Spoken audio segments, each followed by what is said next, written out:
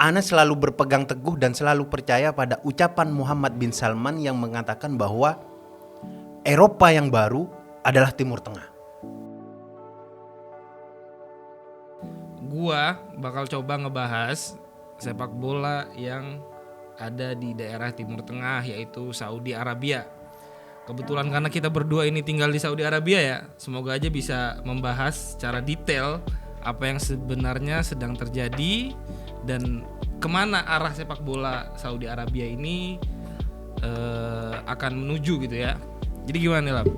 Sesuai misi pemerintah Arab Saudi sekarang, sepak bola di Arab Saudi harus maju sesuai 2030 Saudi Vision.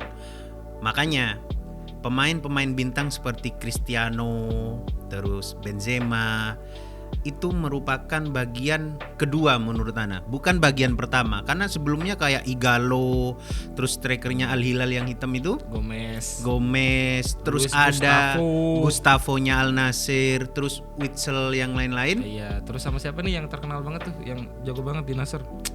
Pemain sayapnya Talisca.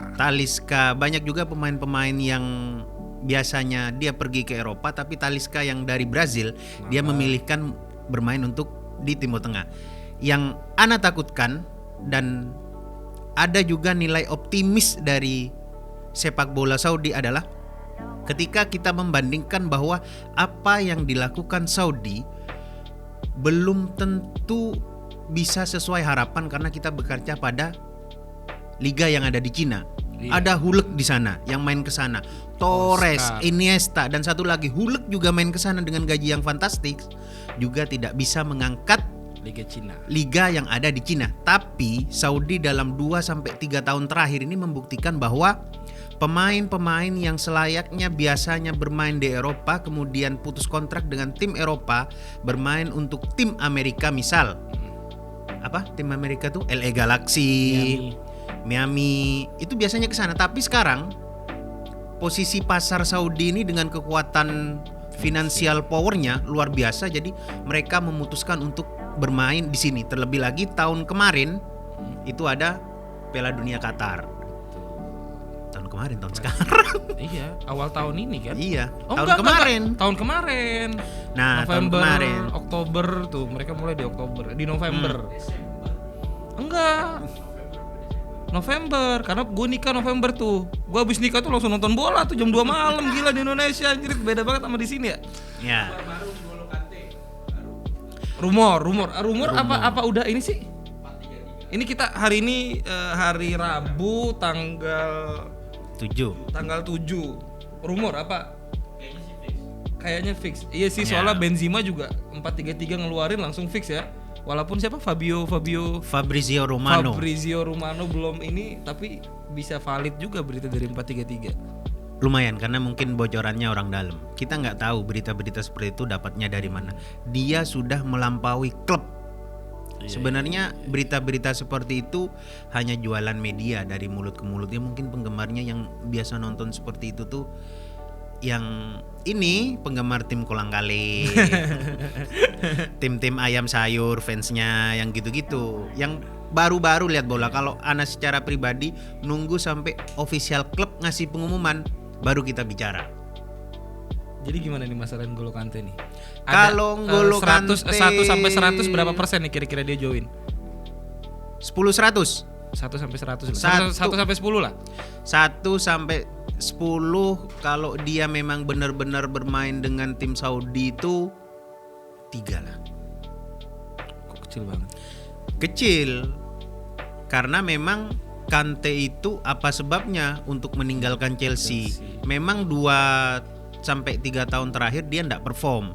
Karena selain cedera juga polemik kepemilikan Chelsea, terus pelatih yang sekarang ada di Chelsea tidak menggunakan atau tidak menempatkan Kante pada posisi yang tepat karena dia ada di tengah. Sedangkan Liga Inggris sekarang bergeser dari yang semuanya atau semula itu 4-3-3, pokoknya back 4 sekarang jadi 3. Itu tidak cocok dengan gaya permainan yang Kante impikan.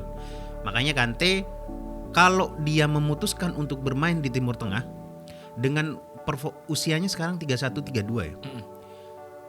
ada chance yang tinggi, tapi setelah melihat datanya rendah karena tim-tim Eropa juga masih banyak yang menginginkan Kante. Tim-tim Spanyol juga masih banyak yang menginginkan jasanya. Pindah ke Timur Tengah hanya bisa memajukan Kante secara finansial karena dia pemain yang kebiasaan cedera. Tidak bisa kita mengamini pada ketika pindah klub, pindah bola, dia tidak cedera lagi karena sudah ada pelatih teknis dan lain-lain kan, urat-urat, kecuali tukang pijatnya dari Indonesia. Enggak, tapi kalau kita ngelihat dari kekuatan finansial klub Saudi sendiri ya, especially itu Ittihad, apakah memang mereka sekuat itu atau sekaya itu bisa membeli Benzema dan Kante di waktu yang sama ya? Dipaksakan sebenarnya, karena yang Ana rasa kan, Ana termasuk yang lahir di Saudi dan besar di Saudi. Kebalik kayaknya. Jadi ikut-ikut merasakan bahwa dia itu fans sepak bola secara sivilian. Dia didukung oleh kesipil dan dia tidak didukung oleh pemerintah. Tapi kan kita lihat sekarang di semua platform media cetak, media digital kan kita suka melihat bahwa ada keterlibatan pemerintah terhadap ekspansi sepak bola yang ada di Saudi. Karena ini nih informasi yang nggak tahu ya benar atau enggak ya. Gue sempat pernah membaca, sekaligus juga itu jadi trending topik di kalangan temen gue yang suka sepak bola.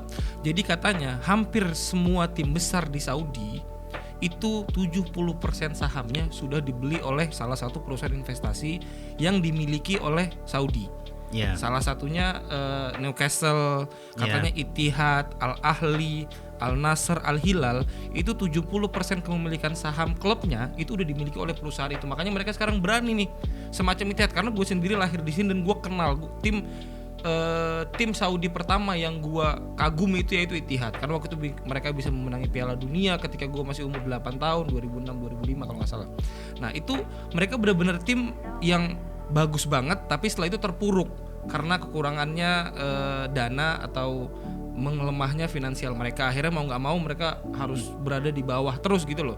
Tapi yang kita tahu bahwa seperti Al Hilal itu sudah jelas dan Al Ahli pun sudah jelas bahwa itu tim yang dimiliki oleh orang-orang atau keluarga-keluarga kerajaan. Namun seperti Ittihad ini, karena dari sejarahnya aja yang pernah gue baca, Ittihad itu adalah tim yang dibangun dari masyarakat dan untuk masyarakat. Makanya Ittihad ini dari dulu itu sering banget bisa menjebolkan atau mengeluarkan pemain-pemain yang hebat yang tidak harus mengeluarkan uang banyak gitu. Nah, dan supporter ultrasnya lebih banyak. Iya, karena untuk masyarakat dari masyarakat. Tapi gitu. Ana mau nanya nih.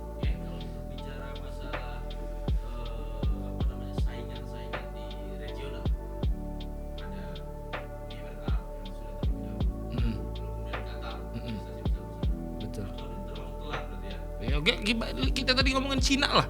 Cina dari kapan tuh? Terpuruk kan, gila-gilaan juga di awal mereka mulai kan. Siapa yang nggak mau ke Cina waktu itu dengan gaji yang Lavezzi apa gue nggak salah ya, Lavezzi, Oscar, sampai Pato, Hulk yang ente bilang gajinya paling mahal ya. Apa yang terjadi sekarang? Nah, ya mungkin tadi Talab juga bilang mungkin ini sejalan dengan visinya Saudi 2030. Kalau Al Ittihad ini memang didukung oleh masyarakat, apa ada perbedaan nggak sih ketika klub ini benar-benar dicintai oleh Ittihad fansnya ketika mengalami keterpurukan finansial? Ada nggak sih peningkatan tiket yang semulanya 10 real jadi 100 real gitu? Itu tetap menjadi sebagai alat dukung nggak sih, sebagai indikator gitu agar tim ini tetap ada gitu dan bisa bersaing? Karena 2-3 tahun terakhir ini Al Ittihad ketika mengalami kesulitan finansial, otomatis klub ini pemain tuh juga lemah gitu goyangannya. Nggak bisa beli itu pemain yang bagus, mungkin dari segi fasilitas juga mereka nggak dapat apa yang mereka butuhkan. Kita nggak tahu ya, itu kan secara internal klub itu sendiri ya. Namun memang tidak pernah ada statement muncul dari kalangan manapun yang gua tahu bahwa Ittihad itu adalah tim kaya. Nggak tahu sekarang mungkin karena mereka sahamnya udah dibeli oleh perusahaan investasi dari Saudi, mungkin berbeda ya ceritanya. Namun dari dulu gua mengikuti alur sepak bola di sini, Ittihad tidak pernah ada yang berstatement bahwa Etihad adalah tim kaya. Yeah. Apalagi membeli seperti Benzema ya. Sekarang ini gue nggak tahu nih gajinya Benzema, gue nggak pernah belum dengar katanya sih 100 per tahun. Gajinya itu 100 triliun, tapi 100 triliun rupiah. 3 triliun rupiah. Berarti kalau kita iya segitu. Nah, tapi yang menjadi polemik adalah ketika Saudi menggemborkan biaya semahal itu untuk mendatangkan pemain-pemain Eropa, itu hanya bersifat marketing kalau dipikir sejarah jangka panjang, karena infrastruktur stadion mainnya di mana? Di Jauhara semuanya. Ana pernah nunggu dari jam 4 sore sampai jam 8 malam untuk menunggu latihannya Al Ittihad. Ana kira main di situ. Nggak ada main di situ, sepi aja parkirannya gitu. Ternyata mainan di Jauhara, dan itu juga harus menjadi perhatian lah dari semua kalangan pecinta sepak bola lah, karena itu hal yang paling penting sebenarnya untuk benar-benar membangun sepak bola. Itu sebenarnya balik ke tradisi juga ya, maksudnya tradisi orang-orang di sini yang gue tahu,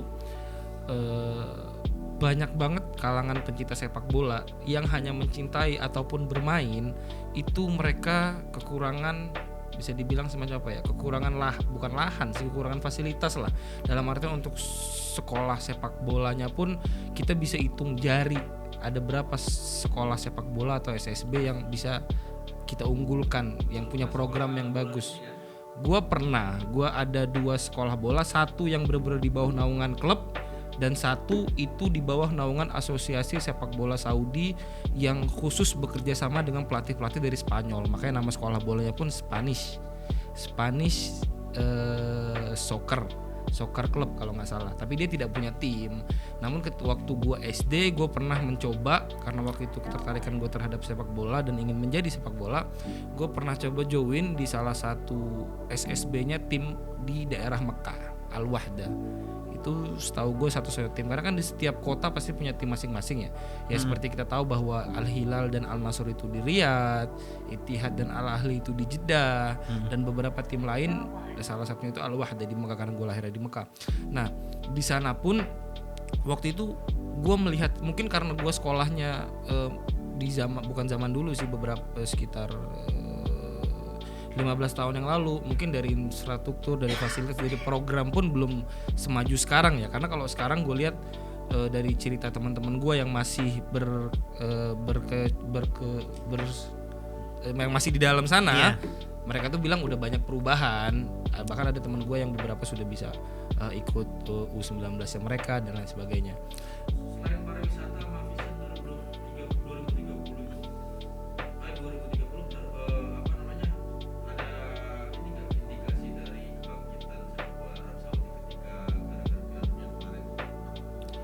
ada sih, itu gila banget. Pasti. Saudi itu mengalami kebangkitan yang luar biasa. Yang pertama dikenal aja dulu, bisa mengalahkan Argentina juara kan, ujung-ujungnya juara, meskipun ya susah payah juga kan ngejaga keunggulan 2-1 itu sampai babak terakhir itu juga gila. Tapi berdarah-darah. Tapi Saudi kedepannya cukup diperhatikan sama pemerintah untuk olahraganya. Nggak hanya di sepak bola sebenarnya, bulu tangkis dan lain-lain pelatihnya dari Indonesia. Basket kedepannya dan lain-lain. Sehebat-hebatnya Saudi memang hebat, karena Mesir meskipun ada diisi satu pemain yang keriting, pemainnya yang biasa egois itu, juga habis sama Saudi, dibantai 2-0 gitu.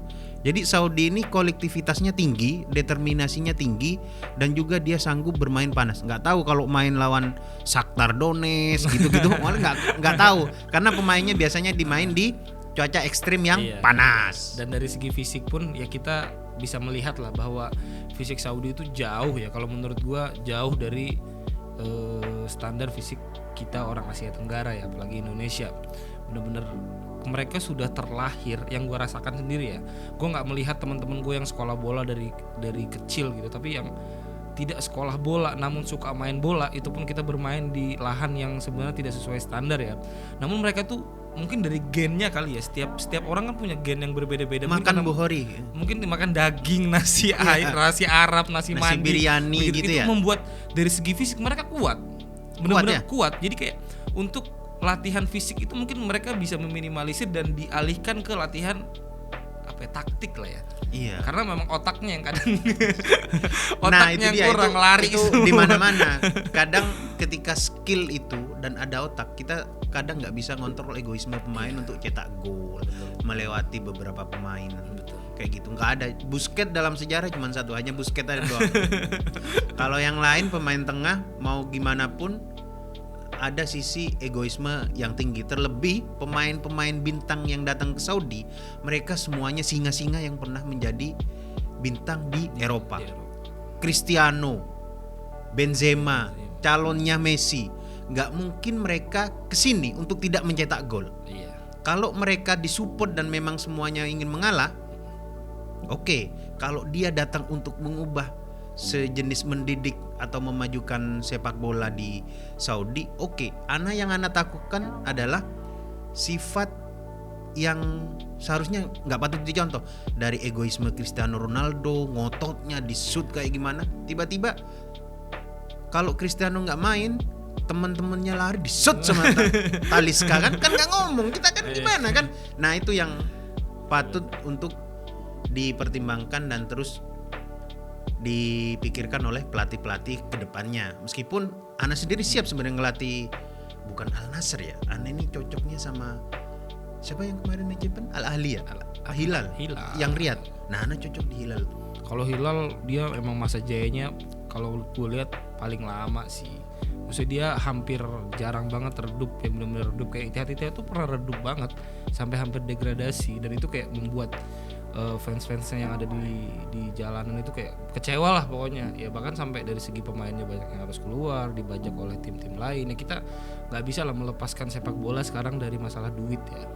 Kadang orang bukan bermain sepak bola hanya karena cinta terhadap sepak bola, tapi ada perut, ada dapur yang harus diisi, yang harus terbakar selalu setiap saat gitu. Dan itu kita udah bukan hanya di Saudi, bahkan di negara kita sendiri pun pasti seperti itu gitu loh. Ketika sebuah klub itu akan mengalami kebangkrutan atau bangkrut, ya udah nggak ada lagi tuh namanya masa-masa Juventus, striker Juventus yang dia rela ikut degradasi, Del Piero sampai dia naik lagi. Ya sekarang mah nggak ada degradasi, gue pindah kalau gue masih jago.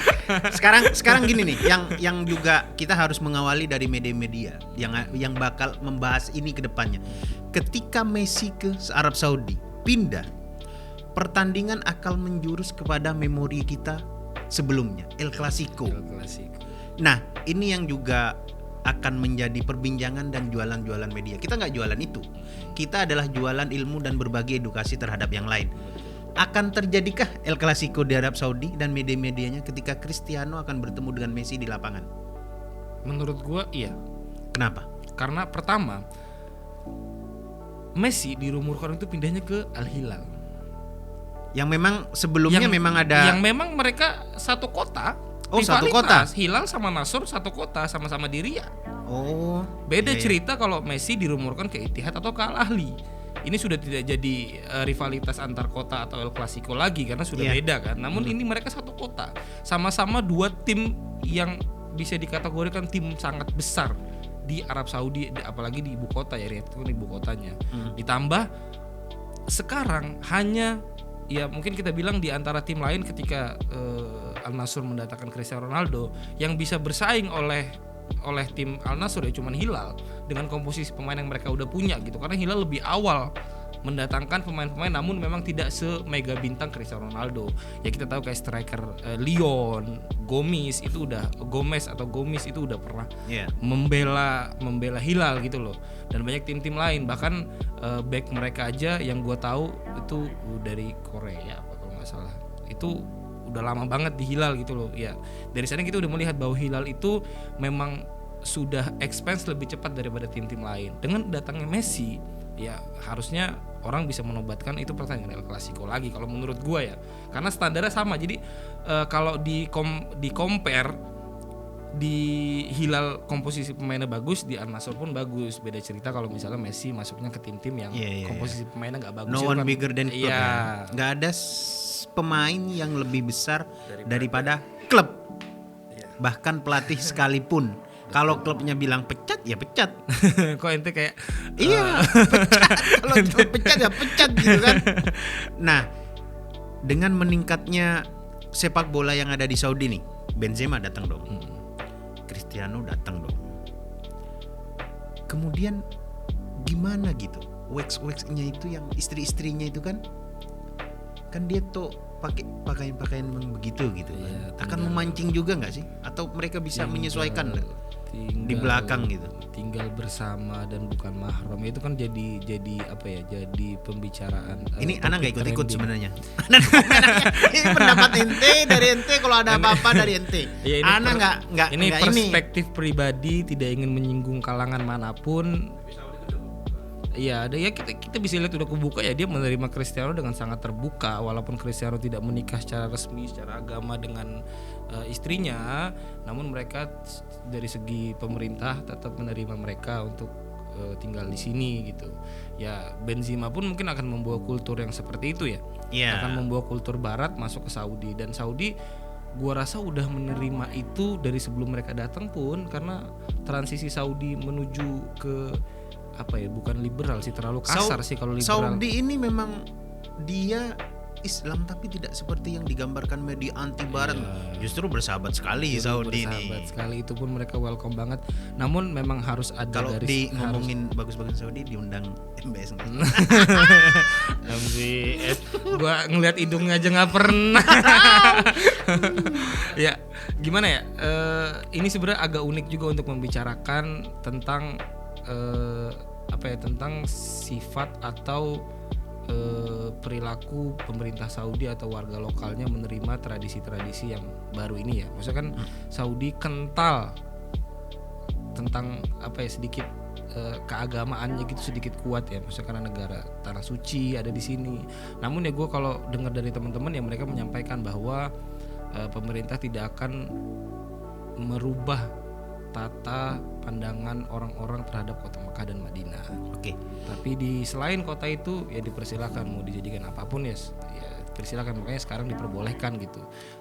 Dalam setiap kemajuan pasti ada skandal.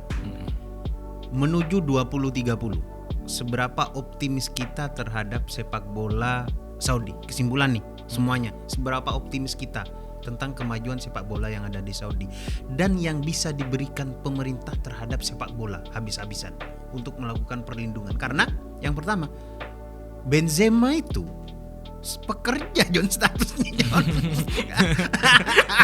Iya. Gimana enggak, itu? Emang iya lu ngelihat igamanya lu ngelihat igomanya? Enggak mungkin Amil. Enggak mungkin. Enggak mungkin. Mihnas sepak bola tuh ada loh. Amil Kuro. Enggak, bukan Amil Kura. Amil Kuro. Laeb Kura iya. Pemain bola iya, tapi kalau pekerja sepak bola enggak. Pekerja Amil Kuro. Al striker. Enggak. Ente kira-kira tinggal nyapa. Laeb Dari Kura. semua. Ya udah itu, tapi ada perlindungan ketenaga kerjaan untuk para atlet. Iya. Nah, itu yang sebenarnya Anda juga pengen dalami terkait bagaimana maktab amal itu melakukan kalau gajinya telat. Iya, gimana kan? Yang lapor. Iya. Gimana ente? Enggak. Serius, enggak, ini gua coba luruskan. Coba ente gua coba luruskan. Bisa. Jadi agak lucu ya, karena memang mereka menutup, sebenarnya pasti menutup, pihak klub dan pihak pemerintah pasti menutup apa visa atau profesi yang Benzema gunakan ya. Namun kalau dari pandangan gua pasti ada profesi tersendiri. Ana potong dulu. Tidak ada yang lebih tinggi tamu pemerintah selain diplomat. Itu ada igamahnya. Iya, tapi kan kita yang mengeluarkan igomah juga siapa? Iya, melalui kementerian mereka, Kementerian Luar Negeri. Ini kalau dia kan ya, enggak, hitung-hitungannya Al Nassr punya maktab ini jari. Ranahnya berbeda lah, ranahnya berbeda. Kita kan kita ngomongin diplomat itu karena memang mereka resmi dikirim oleh pemerintah kita. Makanya di bawah perlindungan pemerintahan mereka, di bawah perlindungan Kemlu. Ana rasa cocokologi kali ini nih jadi begini, Bus. Di Indonesia tuh sama Liga Inggris tuh hampir sama. Ada kebijakan pemain dari dalam negeri dalam setiap pertandingan untuk dimainkan. Indonesia itu 4 apa 5? Iya. Liga Inggris 5 maksimal harus main. Di sini kalau dalam satu klub pertandingan ada orang asing yang bekerja dalam satu apa itu bagalanya Al Nassr itu di tengah lapangan bekerja 4 orang asing, berarti komposisinya harus Saudi lebih banyak dong. Iya. Gimana untuk kedepannya Benzema gitu juga harus diimbangi karena kan pekerja ada di lapangan. Gimana Hus? Aduh, agak sedikit ini sih, agak sedikit complicated ya Pak kalau untuk menjawab pertanyaan-pertanyaan begini karena ini ranahnya itu ini ranahnya itu ranah pemerintah. Takutnya omongan gue ini harus dipertanggungjawabkan gitu loh ke orang. Amil Kuro. Enggak mungkin Amil. Kenapa dia enggak nulis Laib Kuro? Ya nggak tahu. Iya pasti Laib Kuro lah, bukan Amil Kuro. Kalau mudir itu mudir striker gitu. Mudir apa? Iya kan tim Benzema mainnya striker, terminanya apa? Ya nggak ada lah, nggak peduli kan dengan status ini visa apa yang bisa diberikan oleh Saudi untuk main bukan bola. Gini. Untuk masalah profesi yang dituliskan hanyalah profesinya, mihnahnya. Ini sekarang urusan dia striker, back, kiper ini nggak ada urusannya sama Igoma. Iya kan, kira-kira yang penting dia main bola. Urusan dia kesini tuh main bola. Yang menurut Ana pasti profesi sebagai pemain bola. Iya. Karena ini pun sebenarnya bukan pertama kali Saudi mendatangkan pemain luar dari dulu. Kan fans kita yang mau dengerin ini kan dia nggak taunya Benzema main nendang bola. Ada hal-hal yang berkaitan dengan registrasi, birokrasi pemerintahan di sini yang juga harus dipatuhi kan? Kan kita nggak tahu. Iya. Enggak, ini gue yakin Laib Kuro itu ya. Kalau Amil Kuro itu nggak mungkin sih. Gua ini sesat banget. Amil Kuro. Spesial pasti. Itu kan tujuannya kan untuk ini marketing. Iya, pasti kan juga mereka menawarkan offer-offer yang mungkin kita tidak pernah terima, tidak pernah dengar sebelumnya kan. Maksudnya untuk mendatangkan seorang Benzema itu pasti banyak offer yang ya salah satunya pun yang gue pernah dengar rumornya mendatangkan Cristiano itu bukan Cristiano tidak hanya mendapat untung dari gaji dia loh. Tapi ada hal-hal lain ya, sponsor. Salah satunya mungkin dimudahkan untuk memulai usaha katanya. Oh, bisa buka maktab tijari? Bukan maktab tijari. Kenapa sih maktab tijari? Ya maksudnya bisa gitu kan. Pokoknya Ronaldo dimudahkanlah dalam untuk urusan ketika dia ingin berbisnis di sini. Mungkin ketika dia ingin membeli sebuah hotel atau ya begitulah. Oh, kira buka yang apa? Ecek-ecek ini Cristiano apaan nanti ngomongin ecek-ecek enggak lah.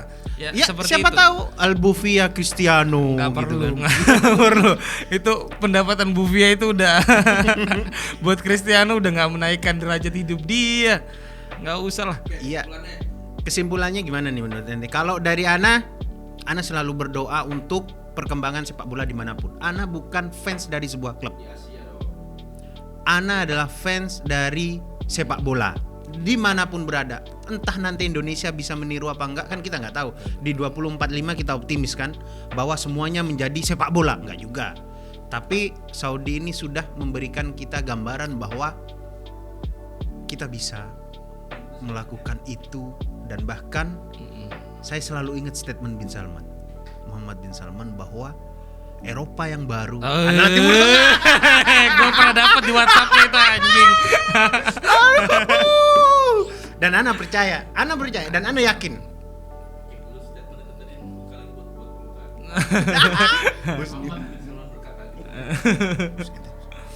Kesimpulan gue nih. Ditelepon. Iya, kita yakin lah Muhammad bin Salman dia kedepannya akan memperbaiki hal apapun untuk Saudi. Kesimpulan gue nih ya tentang sepak bola Saudi. Itu yang pakai bahasa Arab. Ini Eropa jadi. Enggak lah, ini enggak kesimpulan. Eropa Syarqi. Eropa Syarqi jadi. Enggak ada Eropa Syarqi ya sih. Dia cuma mengatakan lupa sih gue kalimatnya seperti apa. Takut salah juga nih ntar. Bisa di-cut nanti. Timur Tengah. Iya. Syarq Ausat Asia kali. Syarq Ausat. Enggak, kalau Syarq itu Asia Tenggara. Buat opening nih.